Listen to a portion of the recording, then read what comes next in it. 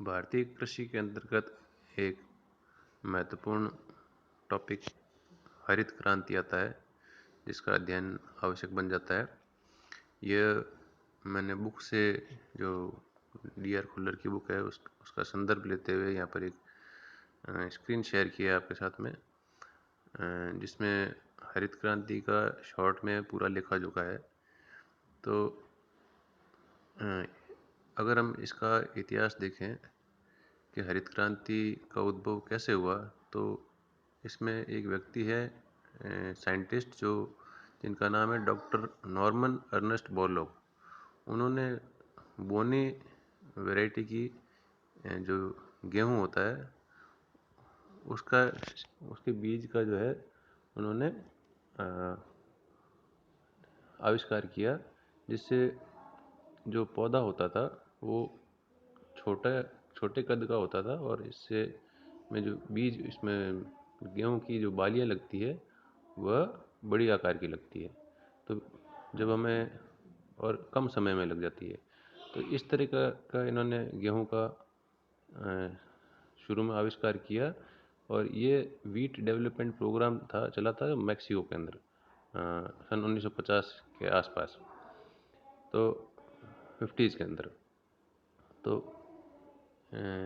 इसके अलावा doctor horror नाम के व्यक्ति हैं, जिन्होंने भी अपनी लेट 40s के अंदर, 49 48 ऐसे, उन्होंने भी कुछ ब्रीडिंग के अंदर वीट के जीन्स को चेंज करके और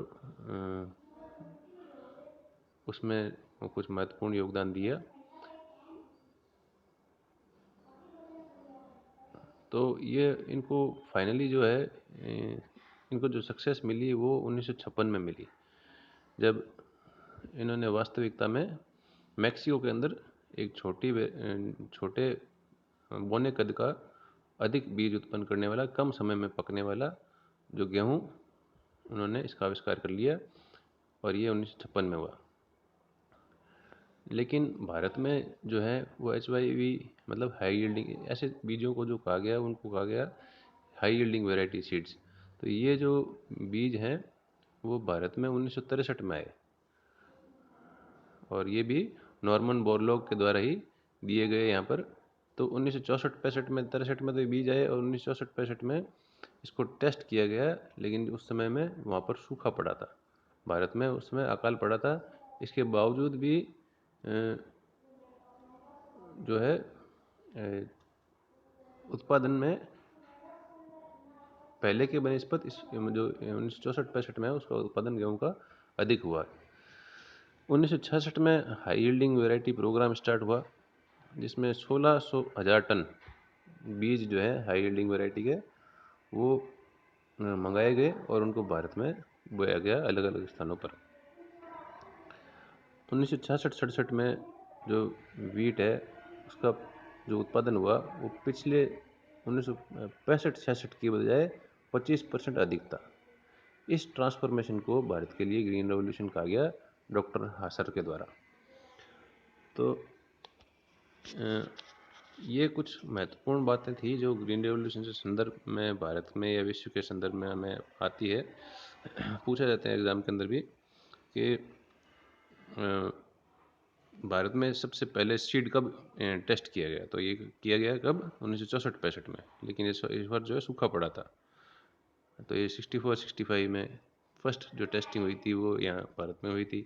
अगर हमें कहा जाए कि भारत की हरित क्रांति का प्रणेता कौन है, तो वो आप इसका जवाब दे सकते हैं कि ये नॉर्मन अर्नेस्ट बोरलॉग है, जिन्हें हरित क्रांति का पितामह कहा जाता है।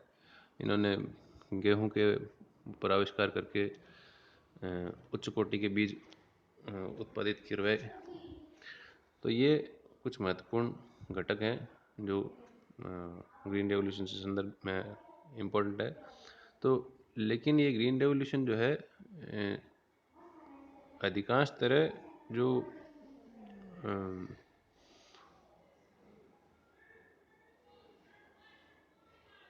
एक मिनट, हाँ, तो ये ग्रीन रेवोल्यूशन जो है वो अधिकांशतः हरियाणा, पंजाब और उत्तर प्रदेश, इन इलाकों में ज़्यादा सक्सेसफुल हुआ, क्योंकि गेहूं का के लिए जो मूलभूत रूप से उपयोगी जलवायु परिस्थितियाँ हैं वो वही हैं, और उस समय तक चावल के लिए जो है इतना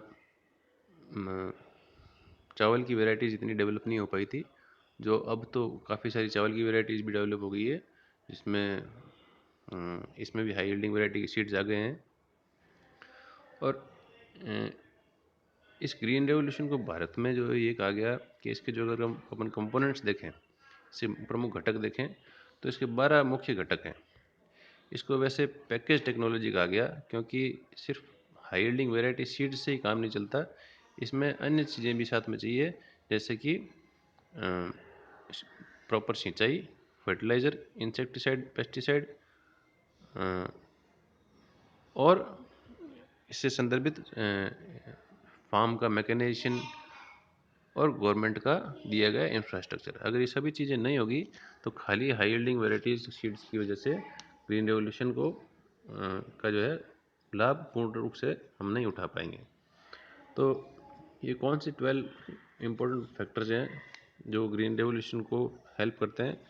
एक इंटेंसिव एरिया डेवलपमेंट प्रोग्राम आया था, intensive agriculture development program, IADP जिसको कहते हैं, ये 1961 में आया था। इसने हरित क्रांति के लिए रास्ते खोले, क्योंकि ये कहा गया भाई कृषि का जो है जितना हम विस्तार कर सकते हैं भूमि के रूप में, और जो भूमि है उसमें भी अधिक से अधिक उपज हम ले पाएँ, ये मूल उद्देश्य था इंटेंसिव एग्रीकल्चर डेवलपमेंट प्रोग्राम का। तो ये कुछ बातें हमने ग्रीन रेवोल्यूशन से संदर्भ में की। अब नेक्स्ट क्लास में जो मैंने अभी कंपोनेंट्स बताए आपको, उसके बारे में चर्चा करेंगे। तब तक के लिए धन्यवाद।